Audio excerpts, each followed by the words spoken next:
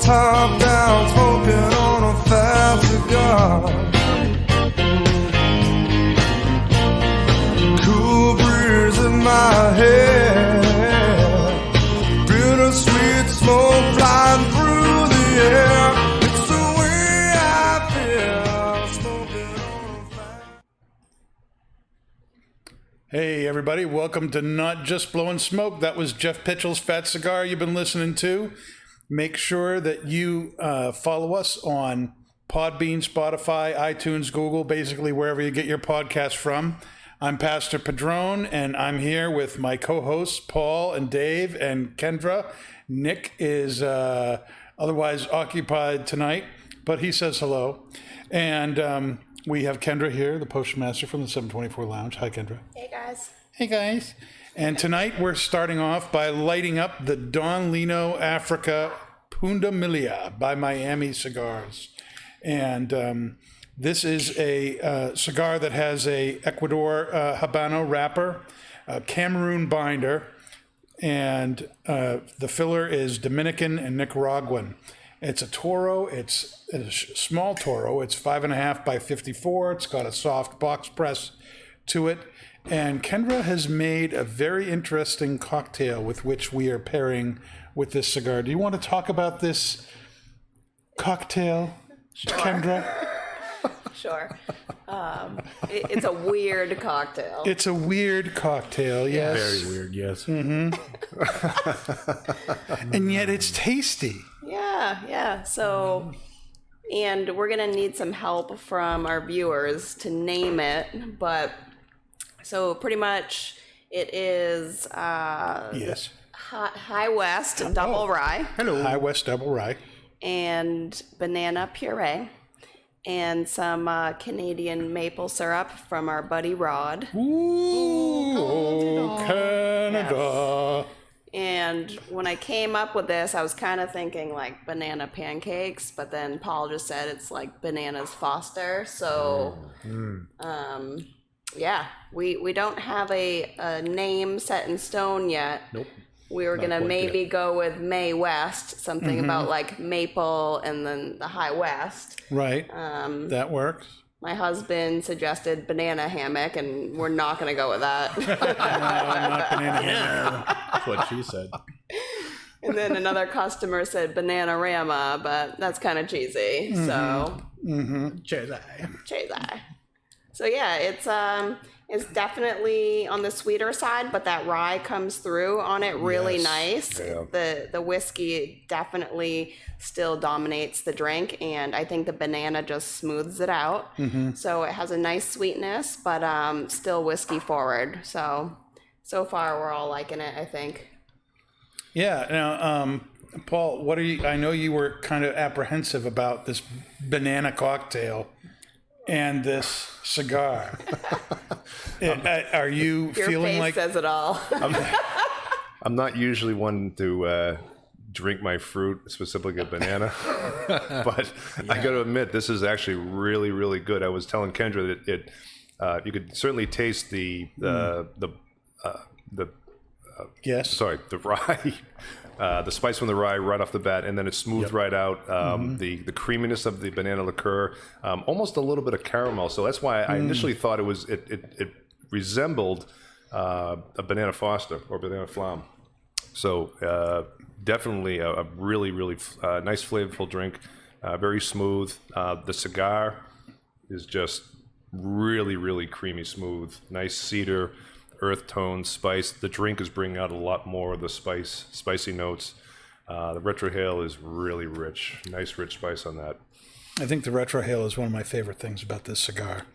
And the drink is really bringing out a lot of the natural spice in the Cameroon that's in the binder that gets hidden by the Habano wrapper, and I think that's this is what I was looking forward to as far as this pairing went, was having that rye help bring out a little bit more of the Cameroon. That's you can certainly taste it, when you're just smoking the cigar, but it is a very smooth, creamy cigar. There's a little bit of spice in the retrohale, but on the palate, you don't really get a lot of that Cameroon spice, and the drink is really bringing that out.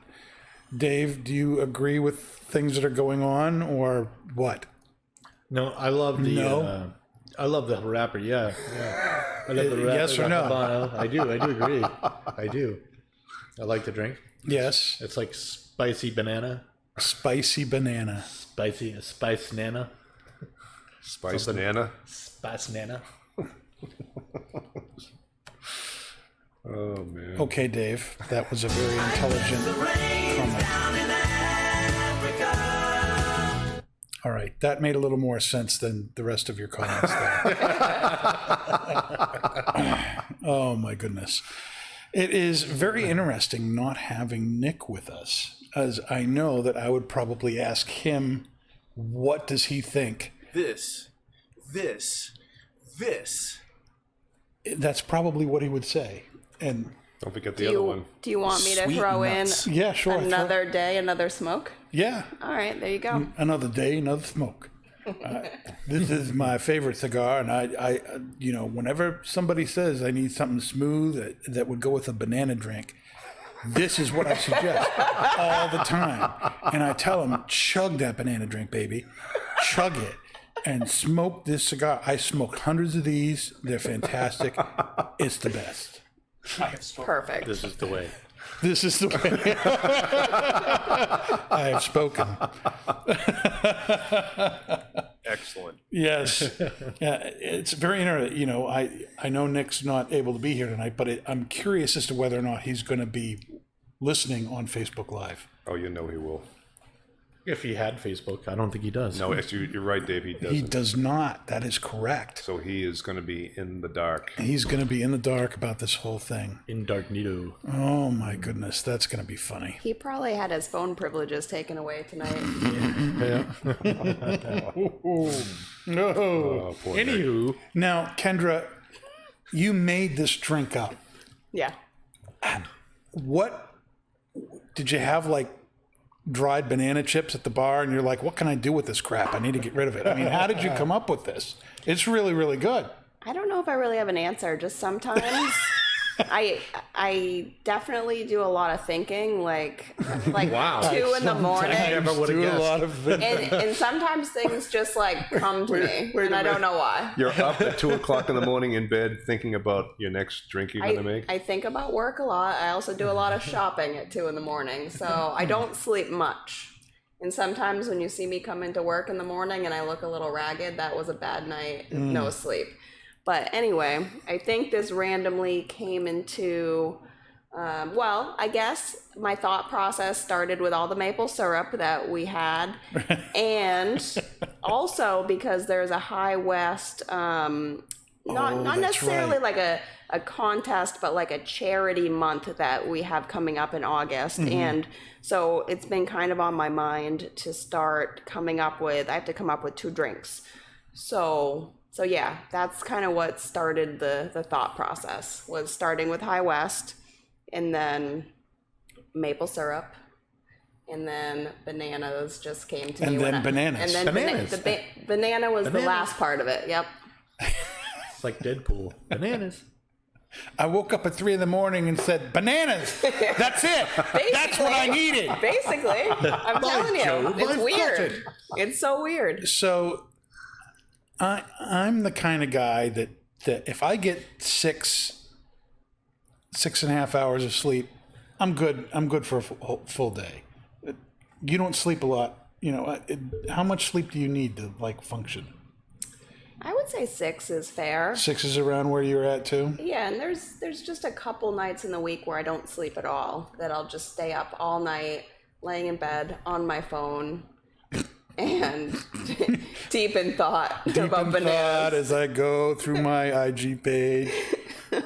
Exactly. Kendra, you need a dream machine I know. And Sleeping pills. so you can lull yourself to sleep with the sounds of waves and True. thunderstorms or whatever. Yep, Natural true. That helps me big time. Melatonin helps too, but I Yeah. can't take it every night because then it doesn't work anymore. Yeah. Yeah. Yeah, I got to alternate it too. Yeah. What about you, Paul? How much sleep do you need to function well? In a Okay, day? so I would say 6 to 7 would be nice, but we have. I've told this to guys at work. Sean knows this story too. That we have a cat. One of our cats Oh, yes. is nocturnal, and he sleeps all during the day, and at night he loves to torment me. He'll sit on my chest. He'll kind of whack my face with his claws and just purr up to me and keep me up for half the night. Yeah. So I would say if it's on a good night, maybe 4, 5, but it's all broken up. Yeah. Yeah. But one thing too, and I was going to mention this to Kendra since she's up all night.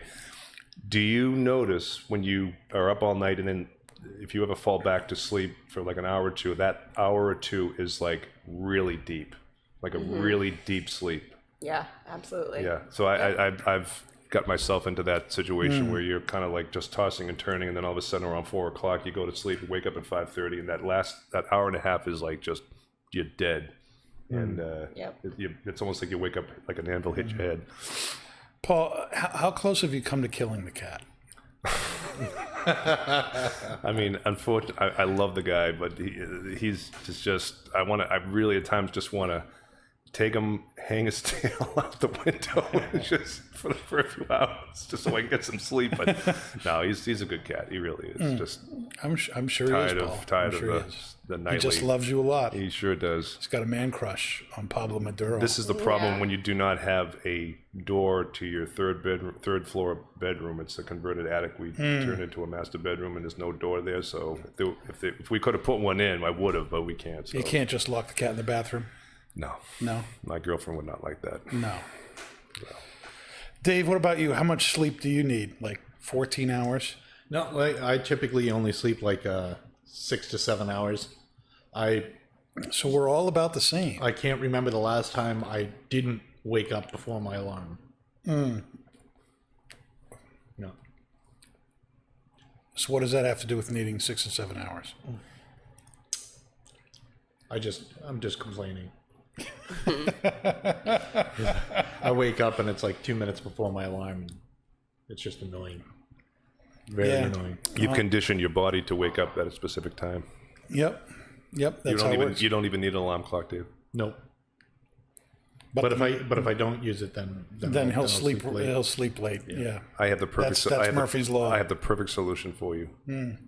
My cat. So you think your girlfriend would lend Dave your cat? Animals are great, and until you have to feed and clean up after them. Nah, they're great, man. Trust me, you're missing out. No, I've had my share of cats and dogs, and yeah. Oh boy. Now, my cigar confession tonight, Pastor Padron's cigar confession, is this. For the life of me, just don't understand the V-cut. What? I don't like it. I don't understand it. Cigars aren't designed for it. I have no. It looks weird. I've seen people ruin the cap of the cigar with the V-cut, and everything unfolds and everything, and. What's the deal with it? I mean, can you people tell me? I mean, what is the deal with the V-cut? Why do people like it? I like it because it opens up the cigar a lot more for me, because I tend to chew and salivate all over the end, and if I just do a straight cut, the tobacco just falls into my mouth. So if you cut it all away. So if I get a nice V cut, it just keeps it open.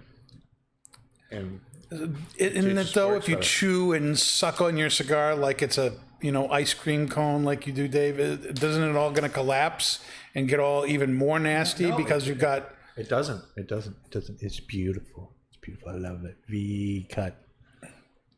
You like a V-cut too, Kendra? Do you prefer a V-cut? I do. Why do you like it?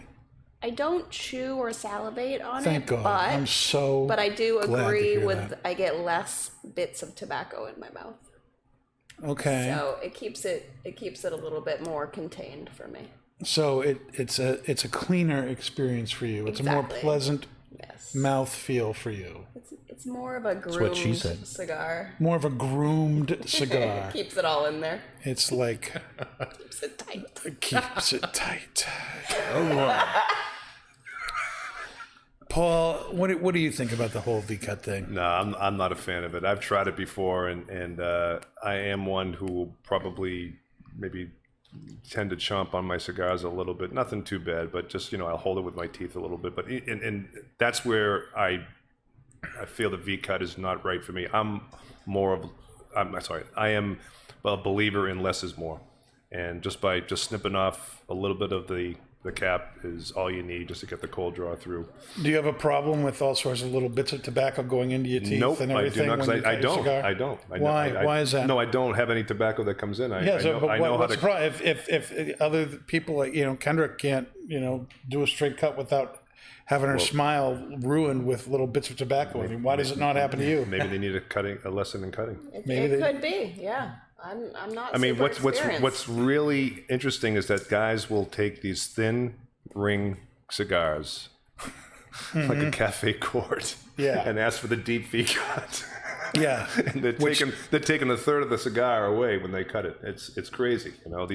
This wedge goes into this cigar past the shoulder, and they think it's the coolest thing.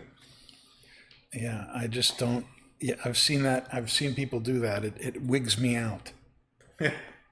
Like the same with V cutting a torpedo. That wigs me out. I mean, there is something to be said about, yes, it does maybe provide a little better drawer, but again, I take your time. I'm all for just a simple little snip on the cap and just let There are certain cigars I will not V-cut. a torpedo, hopefully. Yeah, torpedo, I will not V-cut. Yeah. What else, Dave? Figurado, Figurados, anything with like a weird tip. chisel. Anything with a weird tip. That tip looks weird to me. I'm not going to cut it.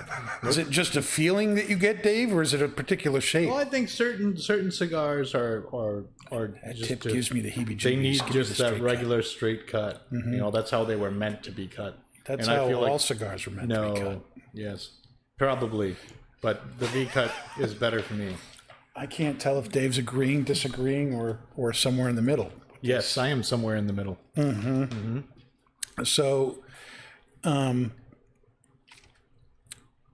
do you guys have favorite cutters? I only what's- have one, so no. You don't have a favorite cutter? My favorite cutter is the Lotus Jaws. Yeah. Straight cut. I love how that thing works. It slices through the cap like butter. The serrated one. Yeah. Yeah, and it's really, really good. I've been using it for years, and the thing just stays razor sharp, and it cuts so effortlessly, and it's also got good heft to it, and the blades. As you're operating it, there's no real play where you can feel them going kind of up and down. Like, in a cheaper cutter, you can feel the blades kind of going up and down a little bit. This is just really nice and smooth, and I really like that a lot. What cutter do you use, Dave? I use a Calibri double, so it's got the straight on one side and the V on the other. Yeah. That is a very nice cutter, Dave. That's a very nice cutter. Got a lot of heft to it. Yep. Paul, what about you?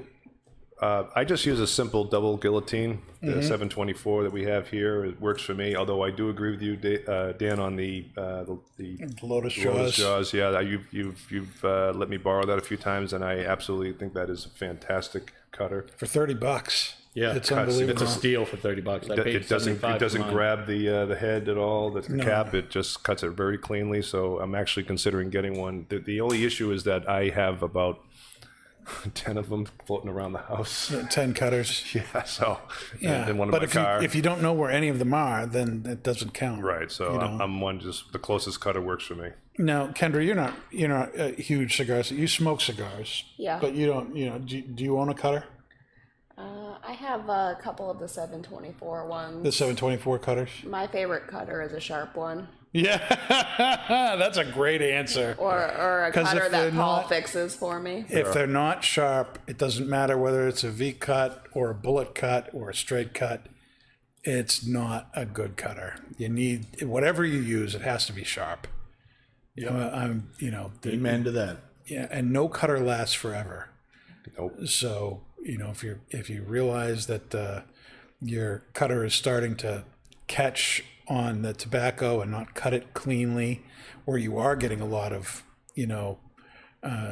pieces of tobacco going into your mouth, it might be because the edge is dull. And I know that there are some places where you can go to get your cutters sharpened, but it's probably just as easy to get a new cutter.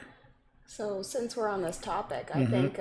I think Paul or whoever is working sooner than later should come upstairs and do a little tutorial with the bartenders, because now that we're in the COVID situation and we don't have all the cutters laying out, all of us bartenders have been cutting cigars for the customers. So if we have some opportunity and not in how we're doing it, then we should probably figure that out. Are you using those butcher blocks for every cut? Or do you actually have the ones you hold in your hands?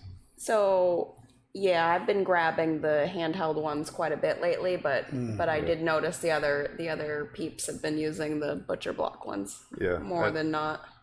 Those aren't bad, but again, they're one-sided and they're coming at an angle, so it's better to use the. I did notice that a lot of the cuts were coming out like angled. Yep. Yeah, if So- you're not holding the cigar exactly straight. So you definitely want to use a double guillotine or a V cut that's going to cut clean and straight on, instead of at once going from one side to the other. So yeah, we can definitely do that. And I definitely like the reverse V cutters better than the original V cut that comes down in a point.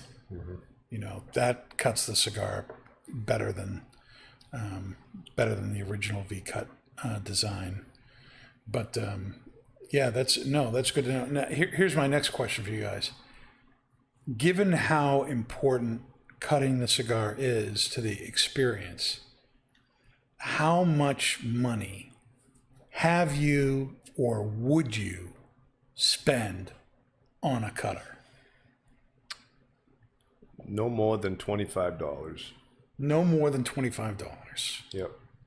I don't believe in spending more than that to get a cut. I think you can find a good cutter, i.e. the Lotus Jaws is 25. Is it 25 or is it 30? 30. It's 30. All right, so I'll raise it to 30 then. But no, clearly that cigar cutter that Dan has is fantastic. That's all I would ever need or want. Other than that, it's a $6 double guillotine 724 cutter that we have. That's it. Twins double guillotine is really, really good. It is really good. Sharp. It's very sharp. Yep. For a $5-6 cutter. It's amazing. Yep. Now, Dave, you've spent double that Yep. on your My Calibri. Calibri cutter. 75. No? 75. Would you spend more than that? No. You sure? Yes. What That if was What if it were gleaming connected to your Xbox? And then no. No. What if it had a little Bluetooth thing on it so that you could always find it with your phone? The only way it would be more expensive than that is if it was part of my phone. That's the only way. Well, I don't think that's really PC for Samsung to make cigar cutters with it. No. Have you ever spent like big bucks on a cutter, Kendra? Absolutely not. No. Nope. And it's bad enough I own 2 pipes, and All right, I'm a Darth Piper. Yeah. I use my wily powers to get people to spend money on pipes that they don't really need. that's right. That's because you just couldn't say no to that beehive type pipe. I really did like the color of it, but I didn't need it. But it spoke to you. That's why you had It did. And the only way I'd buy a cutter and I don't think it's going to happen. It speaks to me in a way where it had a certain like saying on it that was like me, like something about dropping F-bombs or dogs or something, you know, but I don't know. Now, you were talking, Kendra, about cutting cigars for people at the bar. That makes me think of a kind of a related question. And Paul and Dave, since you guys are, you know, tobacconists working with people down at the shop, I want to ask you guys, have you ever let somebody else use your cutter? Are you the kind of guy that will let somebody borrow your cutter? Yes, but I have to see that they did not put it in the cigar in their mouth prior to me giving them the cutter. If it comes out of the cello, or if I, you know, if I'm sure that they have not put it up to their mouths yet, yes, I will let them use it. Okay. Dave? Only customers that I have, you know, I'm on a first name basis with, that I see regularly. That's it. Yeah. Have you ever ended up regretting it? No, not yet, because I once I know their habits and they don't lick their cigar first, then, you know, yeah. Paul, have you ever regretted Nope. lending somebody your I have not at all, because I'm very picky. I watch them very carefully. This is good. This is good to know. It's very important that you know, if you, when people ask for my cutter, typically what I will do is take their cigar and cut it for them. Yes. I won't hand them my cutter. I'll take the cigar and cut it myself. And one of the things I love about the Lotus Jaws cutter is that it's so incredibly sharp that it'll cut right through the cellophane. So I don't even take the cigar out. I just cut it off. It's a perfect cut. And I haven't touched the cigar with my hand at all. It's still in the cellophane, and I give the person back their cigar. Because, you know, I guess like you, Paul, I'm very picky. I've watched people do horrible things to their cigar and then take somebody's cutter or their community cutter. And we've talked about this until, you know, we've beat it to death. The community cutter is a gross thing. And, you know, if this COVID stuff ever stops and we never bring back the community cutter, I'm all for it. Yeah, absolutely. Because I don't think even before then, you know, just knowing how people are, you should be probably disinfecting that thing several times a day. And, you know, I don't want to have to worry about doing that. We know one person at Twins that is disinfecting that in between each customer. Zeke. Why am I not surprised? Clean Zeke. Clean Zeke. He's very, very conscientious about keeping things clean down, and I've seen him do it. So Yeah. yep, That's good. which is a very good thing. Well, you know, say what you want about cigar shops. I mean, one of my favorite things about Twins is that it's clean. Yes. You know, it's a clean place. It's a friendly place, and we work hard at that. And that's one of the things I know our owner Kurt Kendall is big on, and I don't have a problem with that at all. I like keeping things clean. Mm-hmm. Yeah. Now, what are our continuing thoughts here on the cigar and the pairing? The drink is becoming even more smoother. Even more smoother. Even more smoother. That's something Nick would say. Someone more has smoother. to replace him. So I'm going to try and do my best. But it really is. It's a really very, very smooth drink. It's bringing out again a little bit more of the spicy notes. The cigar is getting just a little bit more intense. I think it's coming up to maybe like a medium full. It started off medium, Right. Medium full. Still getting those cedar earthy notes. The drink is just phenomenal, though. I really am enjoying this, Kendra. Thank you. Oh, Dave, it looks like Rod is also a big butterfly double guillotine. Okay, I misread that. Yep. I thought it was a V cutter the double V cut. I saw the double up there, but it's a double guillotine, not a double V and straight cutter. And Dave, Cigar God Dave from the Cigar Hacks is listening. That's cool. Dave? How you doing, Dave? Nick, he's asking, where's Nick tonight?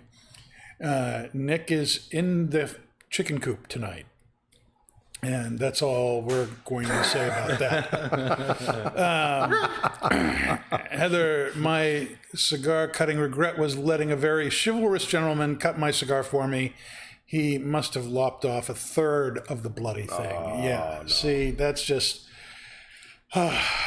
men, I'm sure you agree with me, Kendra. Men are just... Don't let them cut your cigar. Yeah. Oh, my goodness. I'm really enjoying this. The cigar is just incredibly smooth. The burning, of the cigar is really great. The construction's right on point. I'm not getting a lot of. It's not complex in the sense that it changes as it goes through the cigar. It's very smooth. It's very creamy. It's got woody notes. It's got some cedar. You can taste that Cameroon. It's very muted in the cigar. But if you take a little sip of that banana rama cocktail thing. Yeah, Heather, what's the name of this drink? The banana splits. The banana split? Hey, well, there you go. Banana bowls. It's either that or banana in the tailpipe. Heather's gonna have to come in and have one. Yep. You heard it here, Heather. Yeah, Heather, you're gonna have to come and try one of these. Yeah, Dave is that Nick is clucked. Yes, that's very true. Very, very true. More than you know. Dave, what are you thinking about the pairing? I think the pairing is going really well. I think the drink is definitely bringing out the Cameroon, which is awesome because it's a great tobacco. I'm very happy with it. Oh, good. I'm so glad you're happy, Dave. That warms my heart. Oh, my goodness. One of the things that, we've talked about a little bit on the show before is, with all the whole COVID stuff. And, I recently was on vacation with my family. There's not a whole lot that you can do here in New England because so many places are closed or, places are limited. We ended up being able to get away at a place up in Alton Bay for a few days, and that was really good. But even, where they were at, we had to walk around. Whenever we were walking around, we had to be in masks. The only time we could take the masks off is if we were just with ourselves, my family, my wife and 3 kids, and were able to social distance, be 6 feet away from people or more. If you were inside any facility, you had to have the mask on unless you were sitting down and eating, in which case you could take it off. But, so obviously, one of the things we've been doing for family time is just doing the whole Netflix and watching stuff. And it's almost like they can't come out with enough content these days. Yeah. I feel like I've watched everything. I just finished watching, binge watching again, The Blacklist on Netflix, all 6 seasons. And I need something else. I know season 2 of The Umbrella Academy is coming out on the 31st, and I can't wait for that. So we binge watched season 1 again, and that was really good. But what are some of the shows that you could watch? I mean, is there anything you could recommend? 17 seasons of Supernatural. So 17 seasons of Supernatural. Yes. Yeah, is there such a thing when it comes to a show like that of like too much of a good thing? Yes. Like, No. Does it ever get old? Well, I stopped watching The Simpsons like 20 years ago, and they're still going. So yeah. I see. It's amazing to me that show, The Simpsons, is still on the air. Yeah.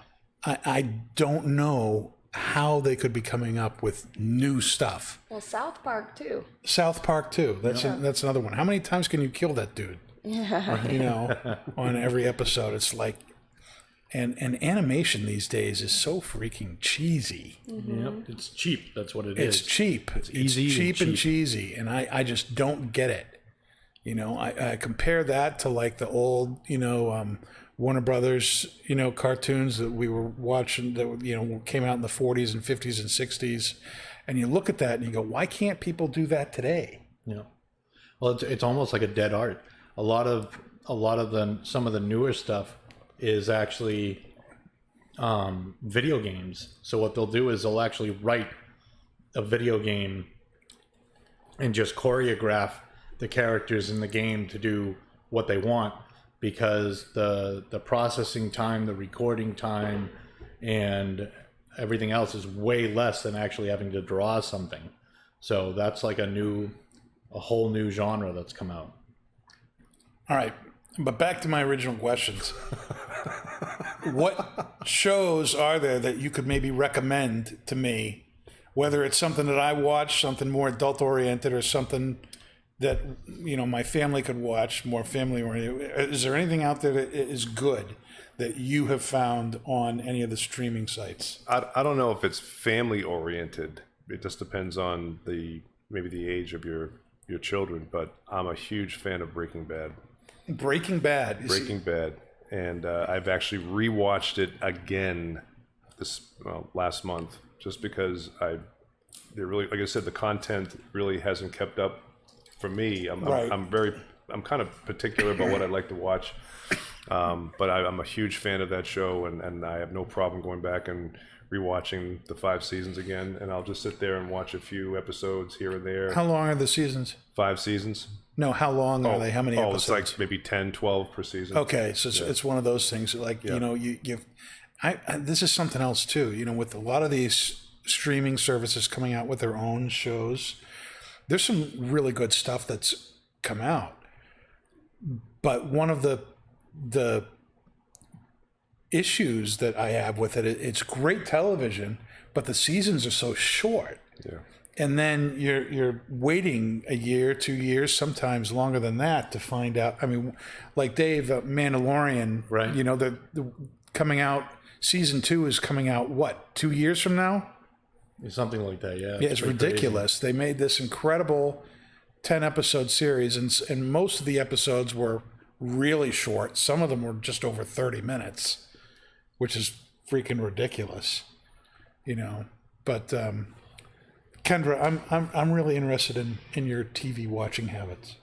Right now, my husband and I have been watching Killing Eve. I really like that show. Killing Eve, that surprises me. Why? I don't know. It almost reminds me of like Dexter, kind of like that dark comedy, It's really good. And we just finished season 2 last night, and season 3 isn't available on Hulu yet, but Matt found a way to get that to play through, I don't know, BBC or something. Sure, yeah, something like that. So now we're good for the 3rd season. You're good for the 3rd season? Yeah. You know what series I really enjoy too, and this is the other part of what I like to watch, is because we can't travel where we want to travel right now. Yeah. A lot of the countries are banning U.S. citizens from traveling there, and as Anthony Shark Fest? Nope. Shark Week. Anthony Bourdain's No Reservations. Because I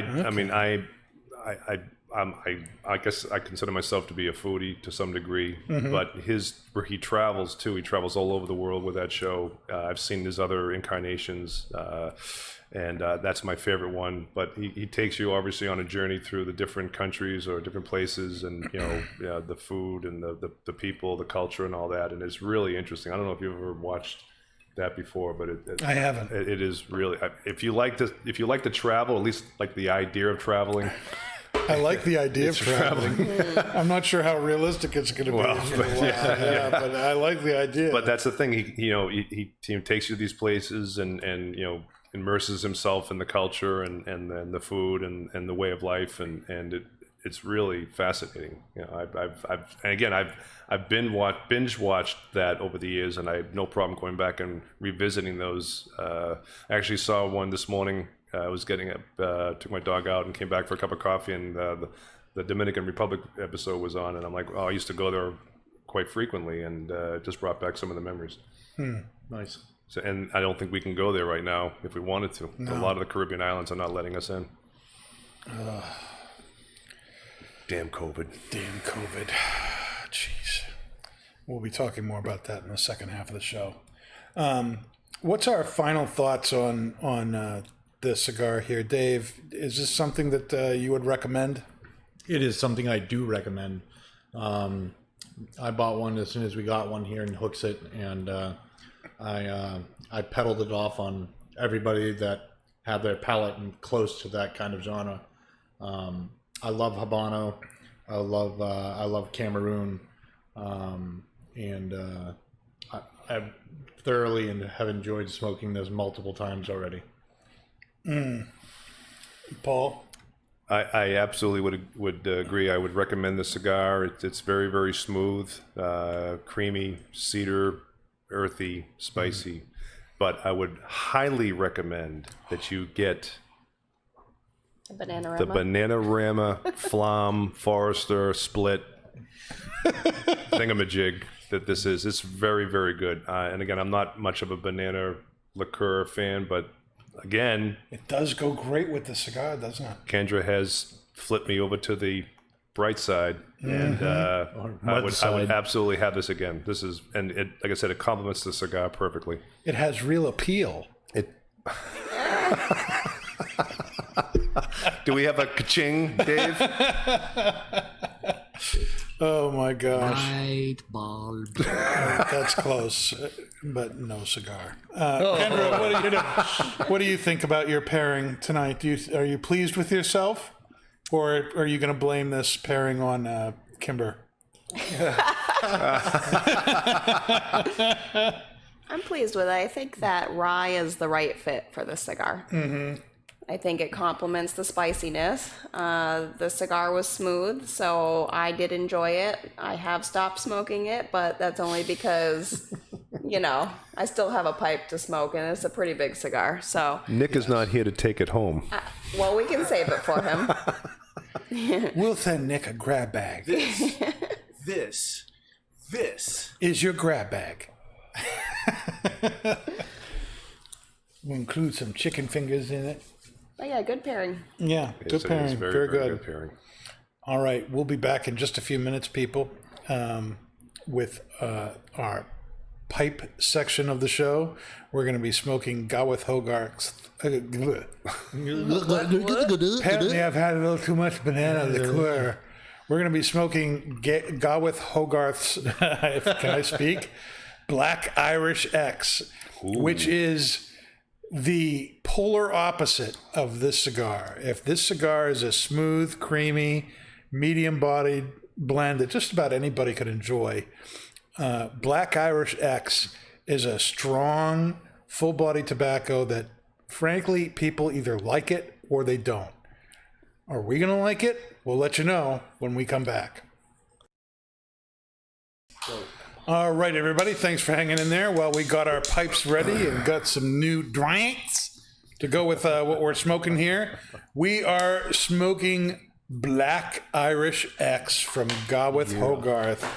And from the description on the bag or tin of this stuff, if you get it, it's available in bulk. And in some other ways too. It says the steamed black Kendall twist looks dark, rich, and above all, strong. While this is mainly true when compared to other pipe tobaccos, it is not when it comes to twists. Black twist is hand-pressed and steamed, which reduces nicotine and removes some of the spicy edge. Even though it's lighter than brown twist, it is still a strong tobacco in the grand scheme of things. Due to the fire-cured leaf addition, it has a vast array of flavors, including smoky, spicy, woody, earthy, leathery, and all the while very smooth and cool to smoke. It is a blend by Gawith Hoggarth, manufactured also by them, which is a small company that has been producing tobacco since the 1800s in Kendal, England. It is a Virginia and Burley blend, and it is a rope cut. It is a rope tobacco, and I don't know if you have ever seen a rope before. You don't see them much in cigar shops, but this is what it looks like. This is how it comes. It looks like this, and they've been making this for well over 100 years, and people will bite it off and chew it, use it as chewing tobacco, or you cut off little dime sliced pieces off the tobacco, rub it out, and put it in your pipe, which is what I had done for us. I cut a bunch of it up and diced it up nice. And Thank you for rubbing it out for us, Dan. yes, I rubbed out your tobacco, Dave, for your smoking pleasure. And Oh my God. there's another tobacco that we have smoked on the show called Brown Irish X, which looks almost exactly the same, except that it's not pressed or steamed or baked.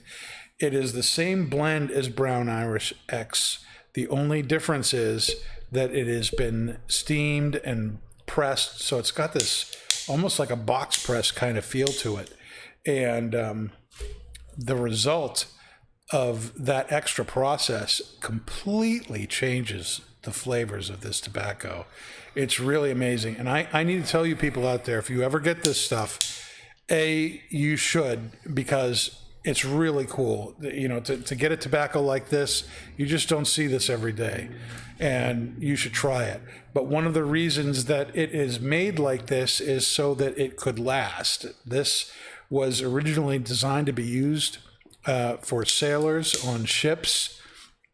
The rope holds its moisture really incredibly well, and sailors would, when they were on the boat, which they could be for months at a time, they would bite off parts of this and chew it, because, you know, smoking stuff on a big wooden boat is, when you're out at sea, is probably not the smartest thing in the world. But then when they got into port and could get off the ship, they would light it up. And as you would expect, you know, sailors, you know, would want something very strong, something that would keep them up and keep the sleepies away. This did the trick. And we are, you can imagine, drinking something to complement this nice, strong, full-bodied tobacco.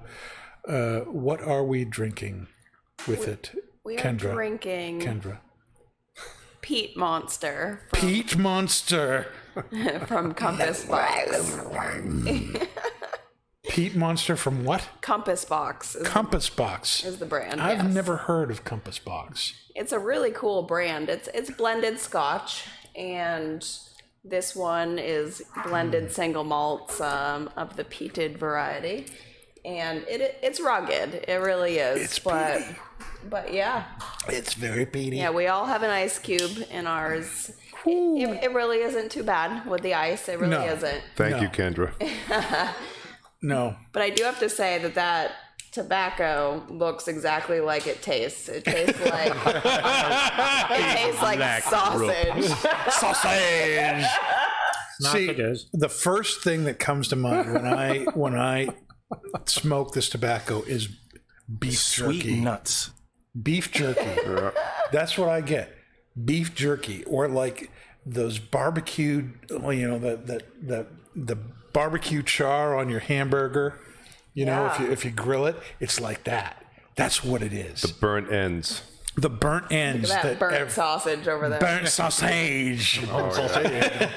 Burnt sausage. In my papa. Now, Kendra, do you think you're actually going to be able to smoke this crap? I actually like it. Oh, you do? Are you serious? Are you serious? I was so afraid you were going to be like, If this my- stuff tastes like dog poop, and I'm putting it down. I mean, it looks like dog poop. It but, does. It looks like a big, huge thing of doggy poop. Look at that. But I like a smoky Scotch, and I like smoked meat. I mean, there's nothing wrong with this pairing right now.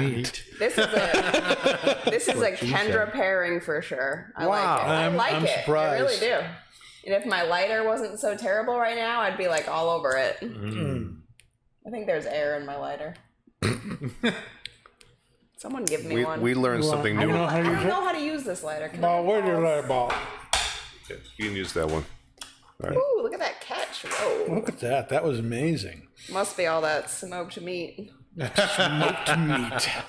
We all learned something new about Kendra because I never in a million years would have thought you would have accepted this tobacco tonight. Yeah. I really didn't. I thought you would be like, I one accept- puff and that would have been it. I accept this tobacco for the same reason that I like a rugged Scotch. Mm-hmm. Right? Yeah. Yeah. Yeah. I think Sometimes it works. you just want something a little bit rugged. I like smoky. I don't like earthy. I don't think. I think the cigars that are like full bodied, like super earthy, that isn't really my thing. But something that has like a campfire smoke or like Yeah. a meatiness, like I'm down. Yep. Now, Paul, what's your take on this? Now, for those of you out there watching or listening, I've had this cut and basically airing out for most of the day. And I still think you're going to hear a lot of lighters going off because that rope really retains its moisture. And so this is going to be one of these tobaccos that, once you cut it, you should give it some really serious drying time or just be ready to be lighting it a lot more than usual. But Paul, what do you think? So immediately, I absolutely got what you were talking about before because I never had this before, Dan, is meat. Just the word meat. Meat. Burnt ends, which is one of my favorite barbecue pieces. And so you're getting a lot of meaty flavor, lots of spice on the retrohale, really, really rich. A little bit of sweetness in the background, just a tad bit, but it's so far distant, it's not playing a real major role. Smoky, really. So like I'd say a nice big piece of smoked meat. Meat. That's right, meat. And it's funny, this is a Virginia Burley blend, and there's fire cured tobacco in here, obviously, but it's this does not taste like any Virginia Burley blend I've ever had before. Nope. It's wonderful. And you're saying the nicotine on this is not that bad? The nicotine is still high in this, but it's not as high as the Brown Irish. Brown Irish X is a very, very potent tobacco. It's more nutty and woody. You can pick out the Virginia and Burleys a whole lot easier in that blend. But it is just amazing to me how the baking process completely changes the tobacco. Now, you can also get this from them with flavorings added, like maple or things like that. And I can't remember them all, and I don't want to misspeak. There's probably a half a dozen different varieties of this. This is the unflavored variety. I heard that they put rum in this too. Not this one, but Yeah, rum is another one. Rum, Rum is another flavor that they do. And I can only imagine what those are like. Dave, what's your feeling about this? People either love it or hate it. Where do you fall? I'm down with the sweet meat. This is I'm down with the sweet meat, baby. Lay some of that sweet meat on me. it's smoky. It's got like that char to it. I love it. It's good. It's excellent. Excellent. One thing I noticed too was that Yeah. when I first took the couple of first draws from the tobacco and then tasted the compass box, and initially the peat flavors went away. Now they've come back, but it's very smooth. It's not a in your face peat. it's a lot more palatable to me. I'm not a big peat Scotch fan, but thank you for putting the ice cube in there. I needed it. Thank you for putting the ice cream. But It's a monster. But it is I think it's a perfect pairing. Again, it's a perfect pairing because it is a very, very robust tobacco. The peated Scotch is obviously a very robust drink, but it's together. It's helping me to enjoy the tobacco more, and I'm actually enjoying the drink more because of the tobacco. It's transcendent. Thank you. We have Jeff, also from Canada, watching now. That's very good. And Ernie Cullen, he says hello from Plastow. And Heather has had the brown number 4 from Sam Gawith. Samuel Gawith is another tobacco from the same company. They basically have 2 different brands that comes out of the same factory, Samuel Gawith and Gawith Hoggarth. Gawith Hoggarth is, available a lot in bulk. Sam Gawith is available in smaller tins or bigger boxes, but not really available in bulk as far as I understand. But think of them as like Gawith Hoggarth is like Padron Anniversary Series, and the Gawith and the Samuel Gawith is like the Padron 1926. It's a step up from that. And this is good stuff. Hey, Brian Sonia's watching us. That's awesome. Hey, Brian. How you doing, Fantastic. Brian? It's good to see you.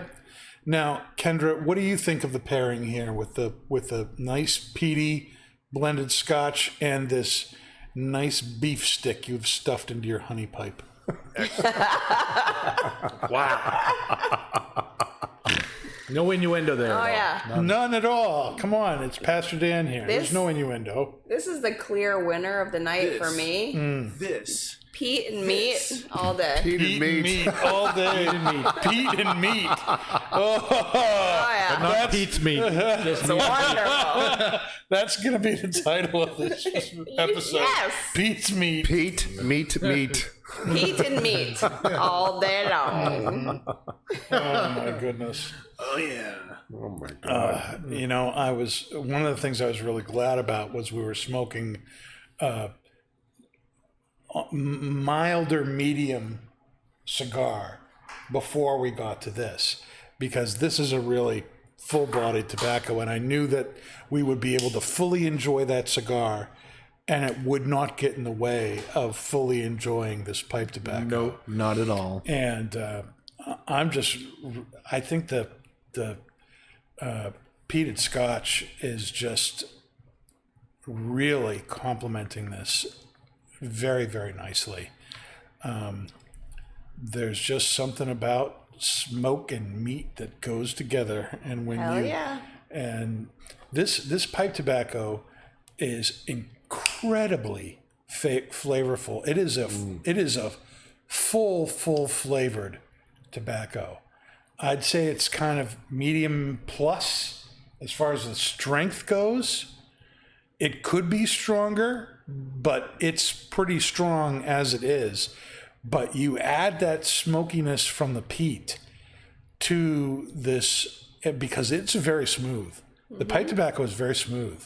There's a lot of flavor going on, and that beef jerky kind of beefy flavor is huge. But at the same time, it's very smooth, and they call it a cool smoke. It doesn't really burn hot. I think one of the reasons it doesn't burn hot is because there's so much moisture in this stinking tobacco. There's no possible way you can get bite off of this tobacco. But man, it is just really, really enjoyable with the drink. It's what's the brand of the Compass something? Compass box. Compass box. Yes. Compass box. And it's one of those bottles that you would buy for the label, honestly. Yeah, it's true. So anyone watching right now, look up Compass Box Peat Monster, and it is wonderful artwork. So it's definitely a beautiful bottle. Anything from them, they have beautiful artwork on their bottles. Meat Peat Monster. Now, Do you have anything from that at the bar? Anything from that brand? I would like to get it. Currently, no, but Hear yeah, that, Kurt? We'd like to get it. yeah, and we could. We just don't. Our shelves are very full right now, so it's gonna be one of those things where we need to make room for. I'd like to carry more than just one option. So it's a great brand. It really is. Yeah. Now, Paul, I believe, has some news for us tonight that is going to be, that I think is going to, invoke a lot of discussion here. So, Paul, why don't you tell us what's happening in the world of tobacco tonight? It's transcendent. Thank you, Dave. So if you're a fan of Honduran-made cigars, heads up. Honduran government orders cigar factories closed as of this Wednesday. What? Yes. What? Again? Yes, again. What are they doing down there that they need to close? Damn COVID. Damn COVID. Cigar factories in Honduras are preparing for a second wave of closures after the government has ordered them to be shuttered as of Wednesday due to the flare-up of the COVID-19 pandemic. Several manufacturers have confirmed the news to Half Wheel that both the city of Denali and the district of El Paraiso would be returning to La Fase Cero, which means zero phase, on July 22nd. Oh, gosh. Zero phase means that only pharmacies, supermarkets, and gas stations will be open. Denali is the home of the Honduran cigar industry, located in the southern part of the country, about 65 miles northwest of Esteli, the main home of the Nicaraguan industry. Last year, the U.S. imported 60.3 million cigars from Honduras. Several manufacturers have already confirmed to Half Wheel that they have either begun closing or will be closing so in the coming days. Oscar Valadares, Grand Habano, and Coffee 1901, along with Nish Patel of Rocky Patel Premium Cigars, which operates out of the Plasencia's El Paraiso factory, both confirmed that their respective companies would be suspending operations in Honduras as of this Wednesday. Oh my. This is the second government-mandated closure in Honduras this year, the first coming in March as the first wave of the COVID-19 pandemic began to hit the industry. Oh my goodness. So, we talked several weeks ago to Christian Aroa, who of course is headquartered in Honduras, and we all, if you watch that episode, you know that he was able to see a silver lining in the COVID cloud because he's a germaphobe, and now everybody is finally acting according to his scheme of things. But he certainly can't be happy that he's been having to close,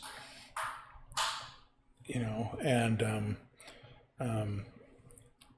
that's, so Aroa, Aladino, Plasencia has several factories around the area, and one of their main factories is in Honduras. That's going to affect cigar production and the ability to get cigars.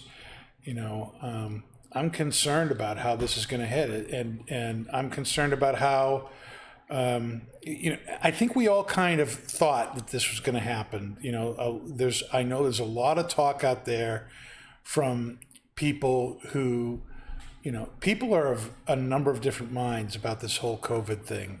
Some people think it's wicked, wicked serious, and no one's taking it seriously enough. You got people who think the whole thing is a political hoax and is, some basic, X-Files thing that's been, released by cigarette smoking men to take away the rights and liberties of Americans.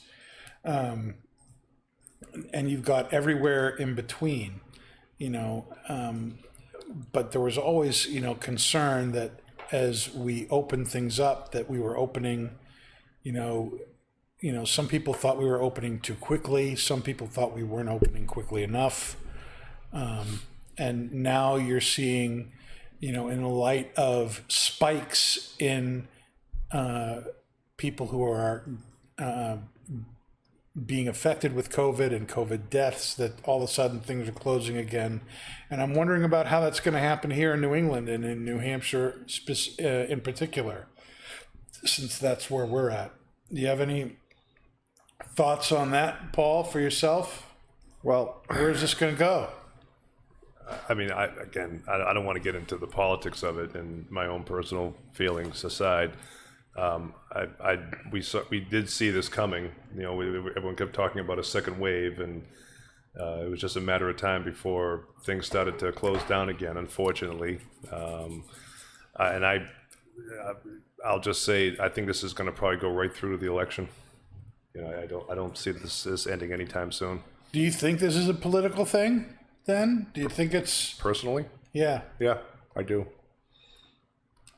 In what sense political? Like deliberately trying to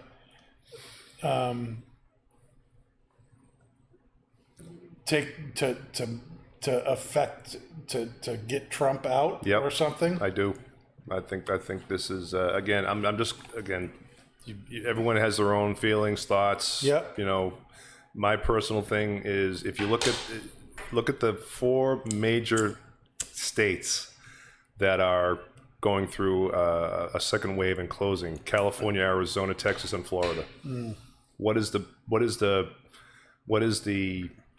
common denominator, if you will? Electoral college. Correct. It is the battleground states, and huge electoral college votes come from those states. And I believe that there's a tie between that and what's currently happening in those states. That's my personal belief. And we haven't seen a lot here. We New Hampshire and Maine are one of the 2 states in the entire union that is seeing a downward trend. But again, we talked about today that a lot of retailers are now requiring people to go into their stores wearing masks for whatever reason. And if you think it's safe, great. I mean, we have no choice. We have to shop. We got to wear a mask. If you want to go into a restaurant, you got to wear masks to get into the restaurant. And then you get to take it off. But that doesn't make a lot of sense. Why would you have to wear it to get into the restaurant, only to take it off when you're eating and drinking? Yeah, that kind of... It doesn't make any sense. That was one of the things that was really weird about the whole camp thing where I was at. I was at the Brookwoods Camp and Conference Center. You know, when we were inside, you had to wear the mask until you sat down and eat. And then, of course, to eat, you have to take off your mask because it would be really stupid to try and eat with your mask on. But that does end up, you know, defeating a lot of the purposes. It's just really strange. You know, my wife works in the healthcare industry as a private. You see, no, I can't remember that peaty Scotch stuff has just messed with my head, Kendra. She's I can't remember what she is. Doesn't matter. she works with the elderly, okay, and you know I can totally understand her concern about, you know, you bring COVID into a nursing home, you could wipe out the entire population. It's serious stuff, and yet at the same time, you know, you don't want to be overdoing it either. I mean, my understanding with this is that, you know, while this is really, it's basically a flu, right? Mm-hmm. It's just very contagious compared to other strains that have been out there. And so people who have medical conditions or are, able to, would get complications from getting this because of who they are, how old they are, what other conditions they have. It could be really damaging to them. And so you've got to be thinking about, yeah, well, it might not be that damaging to you. It could be damaging to somebody you know if you got it, or to other people you don't know if you got it, because because things can just ripple out into the community like that. But it's really funny how much this has affected the entire population of the planet. Yeah. Well, it's the first time that a flu has been looked at under a microscope by the world globally at the same time. Correct. And I think that's why there's a lot of instant misunderstanding about it. You have a lot of herd immunity that's, I believe, is being misinterpreted. Herd immunity? Yeah. Are you comparing us to cows or chickens or something, Yes. Dave? I think it was sheep. Or sheep? Sheep. There's a lot of asymptomatic people, and those are the herd immunities. This tobacco tastes like good roasted sheep. Lamb, man. Lamb bits. It does Roasted taste like lamb your bits. Lamb dan. Okay, what were you saying, Dave? Sorry I interrupted. Not really, but yeah. So you have a certain amount of population that's already had it, or has built their own immunity to it, and that's where you're getting the asymptomatic from, and that's what's blowing up. The other problem is the fact that hospitals and other places are getting money for people that pass with COVID, so there's a lot of false deaths that are not accurate. I actually have a friend who had to go and fight with a hospital because their loved one died of a heart attack, but they were listed as COVID, and it wasn't related. He had COVID, but it wasn't related. You don't have a heart attack because of the flu. So they had to fight tooth and nail to get it changed because it's not what he died from. And I just thought that was absolutely ridiculous. So there's a lot of mistruths that are going around. Mistruths. Hey, Rick Kellerman is listening to the show. Hey, Rick, how you doing? It's good to have the nurse listening to us. And Rod, the purveyor of maple syrup, asks, what humidity do you store the black Irish at? And the answer to that question is, you don't. There's no need to. This stuff retains humidity like there's no tomorrow. It was designed to be on ships which were at sea in the salt air, which is very dehydrating, for months at a time. And the stuff just retains humidity like there's nobody's business. So you really don't need to store it in any kind of ridiculous humidity. Pipe tobacco in general does not need the kind of humidity that cigars need. Cigars, you want, the optimal is around 70%, 65, 70%. That's really the sweet spot for cigars. Pipe tobacco is significantly less than that. And if you buy a tin of pipe tobacco, you could just put it in a cool, place, in a cellar, nice dark place. And as long as it isn't opened, that stuff will age incredibly well. You don't really need to have it in a humidor kind of situation. As long as you keep your tobacco sealed, it's going to retain a lot of its humidity, and you don't really have to worry about it much. Let's see here. What else is going on? Heather says she's with Paul. She thinks as well that the COVID is being used as a political tool. Isn't everything being used as a political tool, though? I mean, everything's being used that way. It wouldn't surprise me if Sesame Street was being used as a political tool these days. It's on HBO now, so. It's on HBO. You have to pay to watch Sesame Street now? Yes. That's ridiculous. That's just ridiculous.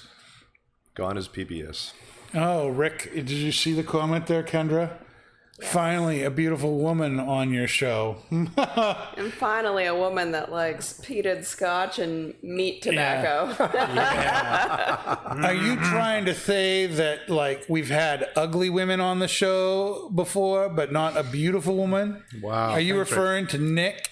Is that what you're saying? That he's an ugly woman that was on the show? I'm trying to figure out what you're talking about there, Ricky. Sweet nuts. Sweet nuts. Sweet nuts. Oh, my goodness. I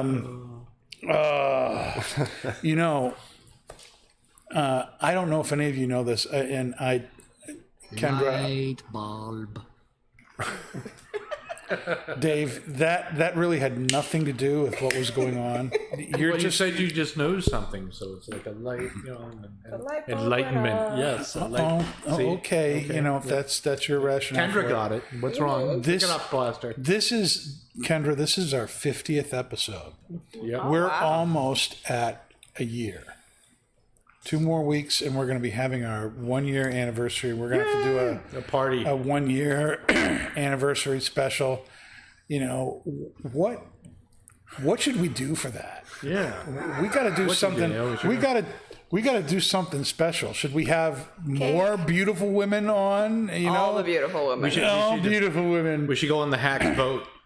The pressure's on Kendra now because she has to stay up until 2, 3 in the morning to figure out what new drink to Why are you pair with doing whatever this to cigar we're going to me? have on our 1-year anniversary. Cocktail.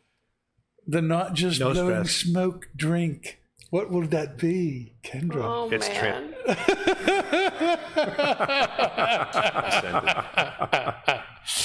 Oh my gosh.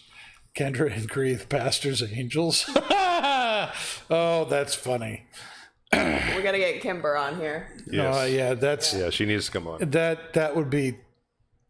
I think that would be next to impossible. All right. Rick wants Lisa to bring will back come the on. Lisa would come on. She's done it before. I don't know what Kimber's thing is. She talks to everybody, and she's She's camera shy. she's camera shy, but there's nobody. It's She not is like not camera shy. She's a selfie queen. she is a selfie queen. She's always taking pictures of herself when she's getting in the car on the way over. Come to Twins. You can see me in my little sundress. That's going to be a soundbite. Yeah, you'll forget, Dave. Ugh, Dave. All right, but seriously, what should we do for the show? Should we have particular guests on? Should we review some of our favorite moments on the show? Should we have Kendra do the happy dance for us on camera now? Yes. Well, now that we're in video, Rick Kellerman wants us to bring the hacks on the show for the anniversary. bring on the hacks for the anniversary. We're all You going to mean drink podcast when juice. we can barely keep it together, Dave, when we have 4 people on the show. So we want to Hey, have now. like 12. I mean, If we're all in you'll the be same going place, nuts. it's fine. You don't have the equipment for that. Well, we have Dave's stuff, so it would work fine. We don't Tether have them Dave's together. stuff. Dave has Dave's Well, but stuff. if we were together, then we'd have Dave's stuff too. It would be perfect. We could tie them in together like we did before. And you know what else, Rick? What? Rick, this tobacco would go really good with that Bloody Mary, too. Rick loves a good Bloody Mary. Yep. This would go really good with a Bloody Mary, Yeah. or really well, I guess would be the proper English. That's proper. Yep. Oh my goodness. Podcast juice. I can tell you right now, podcast juice would not go with this pipe tobacco at all. You would be like, that would be like tasting butt juice. That's just gross. Pineapple juice and meat. Pineapple and Banana and, bowels. and beef do not go together. They do not go. I'm sorry. That's just not how it works. Do you have favorite memories, Paul? I of the my show. favorite one was when we did it was called the Happy Dance, because that was twofold for me. Glenfiddich. The Glenfiddich 21, Kendra, you're absolutely right. And one of my all-time favorite cigars, the Cigar Privé from Illusione. Cigar Privé. That night was just phenomenal. Phenomenal. It's transcended. But that Glenfiddich 21, it's still, I love that so much. And we that all was did. the We all night did. that Dave ended up realizing he liked scotch. Loves scotch, and he started at the high and has to come down. Yeah. When he started, it long was road. like, if it's not Sam Thummer, I really don't drink it. I thoroughly, That's just not for me, man. I thoroughly enjoyed giving Paul thoroughly crap enjoyed for it. asking for an ice cube in his drink tonight. Well, okay. We're not all Pete fans like you are, my friend. Oh, Dave's not a Pete fan either. I mean, look at him. I think he's got turning into steam one. coming out of his ears. I am proud of Dave and Paul for how they have changed in what they like to drink. Right? Tequila Both of them. and Scotch and bourbon. Yeah, both of them have changed Yep. twofold. Yeah. Let me ask you a question. Wasn't there supposed to be some type of like special Glenfiddich champagne type of edition? Was that? Oh yeah, that exists. Do you have it? No, Okay. there's no room on the shelf. Can we get can it? we I have don't know if it's still available. I Can we haven't have- seen it. can we have for a Talia while. come back and That and do that? Colin, That's not Talia's brand. Oh, it's not anymore. Colin, right? That was Colin. Colin. Oh, that was Colin. Maybe we can get him on and he can bring a sample. So Colin got promoted, and I haven't met his replacement yet. He got but promoted. Unfortunately, yes, there's no more Colin. See what happens when you're on the show, people. You get promoted. Yeah, That's exactly. why you want to be on the show. Exactly. And that is not just blowing smoke. It's transcendent. Talia already has some ideas for an upcoming show. She loves it. She loves being on the show. We love having Talia on. It's Mm-hmm. great. I mean, she not only does she know her stuff about what she drinks, but because she enjoys a cigar, that's great to have her on too. Perfect, She yeah. knows her stuff and she enjoys it. It's great.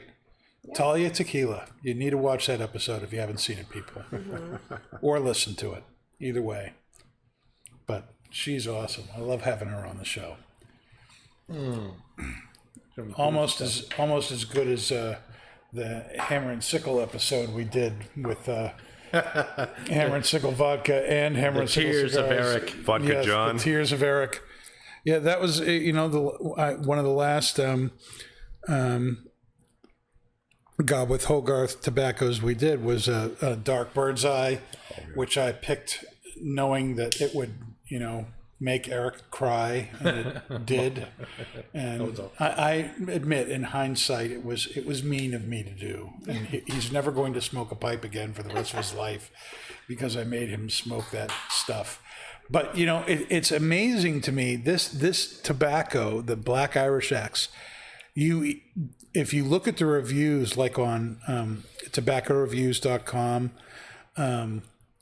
it's got this kind of mid-range review, like 2.9 or something like that, and 80 people have reviewed it. And scanning the reviews, it's a bunch of 4 stars or 1 stars.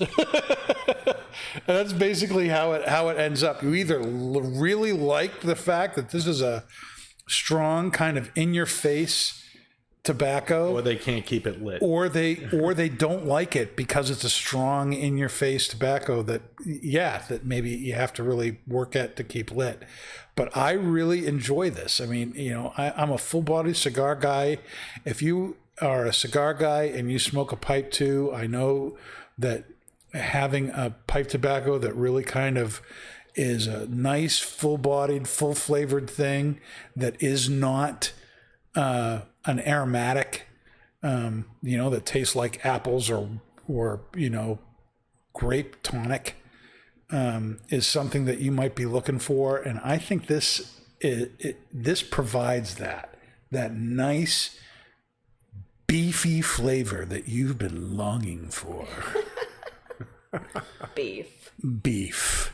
Sausage. Do I need to say anything else? Just listen to Kendra say it one more time. Sausage. Sausage rope. Sausage rope. It's a nice black sausage rope. Sweet me, I'm gonna get a picture with that thing. Oh, yeah. You should have seen it before we cut it in half. Oh god. Oh my gosh. That's what she Oh said. yeah. Nick is really missing out. Nick tonight. is missing out. Yep, that's true. Paul, what are your final thoughts here on this wacky tobacco? One word. It's transcendent.